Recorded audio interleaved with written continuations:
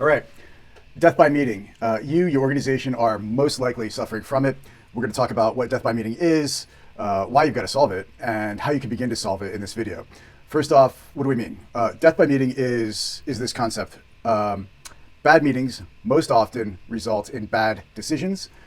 Many bad meetings lead to many bad decisions. Many bad decisions is the fastest path to mediocrity.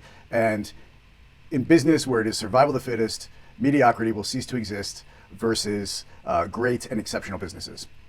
Sure, this is a logical leap. We're not saying that because you have bad meetings, your business will cease to exist. There are a lot of incredibly successful businesses that have incredibly bad meetings consistently. However, you don't want to deal with bad meetings at all, period. Nobody wants to suffer through them. What makes bad meetings? There are three things that make bad meetings. We're going to dive into them and unpack them and then talk about how you can begin to solve for each of those three things. So let's get onto the whiteboard here. So let's talk about the first thing, which I'm going to put together into one bucket, which is the first dynamic that leads to death by meeting is this. There are obviously too many meetings, which are also too full. And too full of what? Well, many things. We'll get to that. Let's talk about that briefly. The second challenge is that you have ineffective meetings. That's the second contributor to death by meeting. And the third are boring meetings. All right, we're going to pack each of these. Let's go into the first one. So studies show now that senior executives spend far north of 50% of their time in meetings. Many times it feels like it's 100% of the time. From like 8 a.m. until 8 p.m. you're in back-to-back meetings. And so there are far too many meetings. When do you get your work done, all the action items that come out of those meetings, nights, weekends, etc. And so there are too many meetings. And also, those meetings tend to be too full of agenda items. People. There are more people than need to be in those meetings, which means that there's too much conversation, too much debate at times, often, which lead to ineffective meetings because you don't come to a resolution. There are too many diverging opinions then in a room, etc. So too many meetings, too many topics, too many voices and people, which lead to then this issue here, which is ineffective meetings in a number of ways. So what is the way by which you begin to tackle the issue of having too many meetings and meetings that are too full? Well, this is the start of it. You have a deliberate design of a few things, of your meetings on a few fronts. One, start with your standing meetings, your recurring meetings. What is the purpose of each meeting? Because of that, who is necessary to be there? What should the length of this meeting be? And what is the frequency? Now, meetings are crucially important. Things that you need to get done in your organization only get done if you give them a time and a space. But you need to be deliberate and thoughtful about the amount of time and space that you give to these things. What does this look like in practice? Well, let's take a typical executive team. You would have something that looks like this. Sorry, it's not picking up my pen here. It would look like this. Let's take a look at the standing meetings for the executive team. In a typical quarter start, quarter end, you've got the months, and then here you've got weeks for the 4 weeks. All right. Now, there are three levels of thing that any executive team needs to do. It is define the strategy, execute on that strategy, and measure outcomes, and then iterate on the strategy. So there are three different purposes that need to get solved for here. Three different meetings, three different sizes of meetings. Typically, you can do a strategy meeting, define your strategy at an executive leadership team, ELT, offsite. Once per quarter, you take a look at the most crucial, high impact decisions, strategies to win in the market. And you define, you iterate what that looks like, constantly refining it. That's the purpose of that meeting. Who's the audience? Well, the executive leadership team. What is the frequency? We've got quarterly. What is the length? 1 to 2 days. Lastly, crucial is the space. I didn't put this in here in the deliberate design of it, but we'll talk about that when we get to here. Let's talk about execution. All right, so on a weekly basis, you have execution. You have weekly meetings where this executive team can talk about, there are members that need to give and receive clarity on, let's say, the executional status, wins, losses, etc. And this can be 45 minutes long, weekly. And if during this session, as there's a briefer time period, you're reviewing the tactical execution of this strategy, and obviously there's something that surfaces that you might want to double click into, then you can decide, all right, let's take that offline, let's drill down into that after this meeting. The purpose of this meeting is quick readout, understanding of wins, losses, challenges in the execution. But we're not solving for any of the challenges here and now. We're not root cause analysis and trying to solve for the recurrence of the losses. We're not trying to figure out how to replicate the wins here and now. What we're doing is, the purpose of this meeting is to review the tactical execution. And if we want to do any of those things as we surface that tactical execution, we can figure out when, who needs to be there, etc. offline. Lastly, on a monthly basis, you can look at the outcomes. This typically happens with a monthly business review. This is when you're looking at the KPIs. And this might be the executive leadership team plus the next layer down, N2, right? The senior leadership. And in addition to the KPIs, what you might look at is KPIs you can send in advance of a meeting. Here's what we're tracking on the key performance indicators, those signals of the health of our business, those signals that say whether the execution is delivering the outcomes that the strategy had intended. You could send most of them in advance. What you want to do is look at 1, 2, maybe even 3 critical considerations. We're tracking really low on this particular KPI. Let's double click into that in this meeting, or we're doing really well here. What can we learn? What can we replicate? And instead of 1 to 2 days here or 45 minutes here, the length of this would be, call it 1.5 to 2 hours. So what we've done here is we've looked at a deliberate structuring of the standing recurring meetings of to solve for the purpose of strategy, execution against the strategy, and examining the outcomes from the execution on that strategy, and then circling back at the end of the quarter to iterate. This is the deliberate structuring of a number of meetings for a number of purposes. What about the ad hoc meetings that come up? Well, you can take the same approach here, which is, why are we meeting? Who needs to be there? How long can we make this? Or how short can we make this? How long do we need to have this be? And you know, get rid of the frequency. Maybe how urgent is this? How soon do we need to meet rather than how frequently do we need to meet?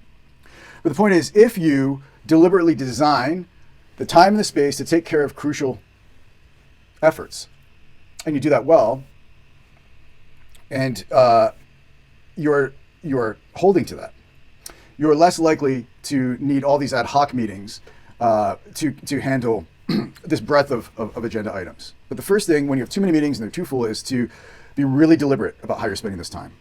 That's the punchline here. Be really deliberate. Okay, you have ineffective meetings. That's the second issue. How do you solve this? Well, it's in the structure and the delivery of the meetings. The first thing is that you want to set norms and ground rules. So not only do you need the time to meet, but you need the space. In other words, you cannot be distracted. So the ground rule should be, look, when you're in a meeting, there's no phones, there's no emails. If you're typing, you're not in Slack, you're taking notes. But you're fully tuned in. You cannot be setting the norm that this time and space is going to be shared with something else. It makes for an ineffective meeting. But you need to be clear also around why you're meeting. So start every meeting with, this is what we're here to meet about and what we're going to solve. Here's the purpose of this meeting. And we'll know we've been successful if we end this meeting with this outcome. So we're here to meet about X, and we'll know this was a successful meeting if Y. Now, the next thing you want to do is you want to manage the time really well.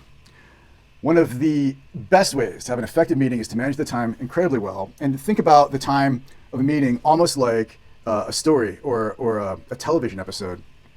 And think about this arc of every story, right? There's the exposition. This is the background on what's gotten here, the background of the characters. And so every meeting starts with, this is why we're meeting. This is what we're trying to achieve. Here's a bit of the context. You have in every story, you have the climax, and then what they call the resolution, right? Which is on the next episode, or the end of the story. So think about your meetings in the same way. I typically cut meetings into thirds, and the best thing to do, this is incredibly valuable, is to get Google Home or an Alexa or some sort of device that has an audible chime at a third and 2/3 of the way into every meeting to signal when you're shifting from here to here. And what do you do in those areas? So at the beginning, you create the clarity on this is why we're here and what we want to achieve and resolve at the end. Then this is where you begin to explore background context, options.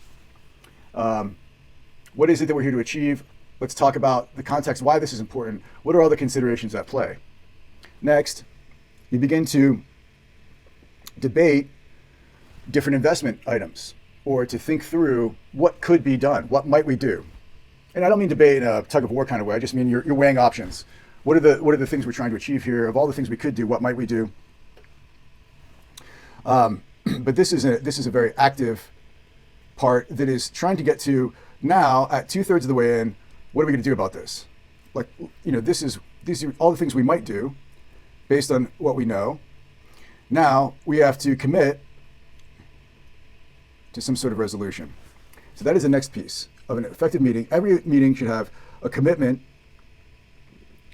to action, which is who will do what and by when, which is the resolution. So create clarity on why you're meeting and what you want to achieve by the end of the meeting. Manage the time really well. Use audible cues or something else to keep track of that time. And then ensure that you don't leave any meeting without having commitment to action. And that commitment is these people are going to do these things by this date. And review that. That's what you're reviewing in this. That's how the meeting is resolved. The last thing you can do to have an incredibly effective meeting is to also review very quickly in 30 seconds or et cetera, what you've done in the meeting, or to ask what was most valuable from this meeting. What you want to do is you want to lock in and remind everybody, this is the value we just created here. We met to look at these things, we explored these options, we weighed these things, these different options, we debated this, and then we resolved to do X and Y and Z, these things. There's another way to have a really effective meeting. Okay. Lastly, boring meetings. How do you deal with boring meetings? Well, again, let's think about meetings like television or like a story, right? The story arc. What happens when you've got a television program that's boring is people tune out. When people tune out, they aren't going to be contributing to the dialogue and coming up with the best decisions that can be made. They're not going to be able to execute on the decisions as well as possible because they haven't been paying attention to, the context of what the decision was, why it was there. And you need meetings to be interesting. So the best thing to do is to begin every session with a hook. Not just the why are we here? We're here to solve this, but give a reason to care. So I did that very briefly at the beginning of this session, which is we're going to talk about death by meeting. You suffer from it, why it is, why you have to resolve it, and we're going to talk about how you begin to resolve it. So that was me clearly establishing in this meeting we're having here, clarity on what it is that we're going over. But I spent a bit of time talking about the impact, why it matters to you, hopefully, if you're watching this, which is bad meetings, bad decisions, bad outcomes, definitely not what your organization needs. This is why it matters to you. Do this in every meeting. We're here to talk today about the budget and XYZ things about the budget that impact you in this way, all the people in this room in this way. And if you early on talk about not just clearly what it is that you're meeting about and what you aim to have out of the meeting, but why it matters to everybody there, that'll be incredibly valuable. It'll make it a far less boring meeting, especially if you use conflict and drama. And I want to be clear, conflict and drama is not always a bad thing. What makes for the most effective meetings is when you discuss the elephant in the room. Whatever the elephant in the room is, go directly into that. That will make for a far more not only engaging meeting, but effective meeting. If there isn't an elephant in the room, aim to find one. So all of this is not new thought. It comes from Patrick Lencioni, who ideated, wrote The 5 Dysfunctions of the Team. There's a great book called Death by Meeting. And so there's this concept he has called conflict mining, which is let's figure out where there might be something we're missing here that needs to be debated. Let's play devil's advocate. Let's pressure test certain things. But let's mine for conflict. Let's go directly into the elephant in the room. This will make a meeting far less boring and likely far more impactful. And again, think about conflict as not necessarily a bad thing. It's where there's decisions to be made. It's where there's risk. It's where there's opportunity. It's where there's resistance. It's where there's competitive edge by going outside of comfort zones. So think of it like that. Key to what we're talking about here is this concept of, if you think of meetings more like television, where there are different programs that happen. There are streaming programs. You can binge watch all things, an entire season, all in one evening. There are programs for different audiences, mature audiences, family shows. There are half-hour programs. There are 1-hour programs, right? So every network has different programs, different time slots, different audiences, different lengths, different frequencies. They are every TV program, every story has an arc. Things that need to happen, the background, the builds towards committing to something and resolving, and then bringing that to the end. So you want to manage that process deliberately once you're in the meeting, most effectively. And then lastly, boring meetings are going to lack, just like boring TV, lack engagement. And then it's a complete waste of everybody's time and all the effort, and ultimately the purpose of why you're even there. So that, have we delivered on the clear commitment that I started with, which was what death by meeting is, the 3 things that contribute to it, and how you can begin to resolve for them. So now let's commit to some action. So I would ask you this.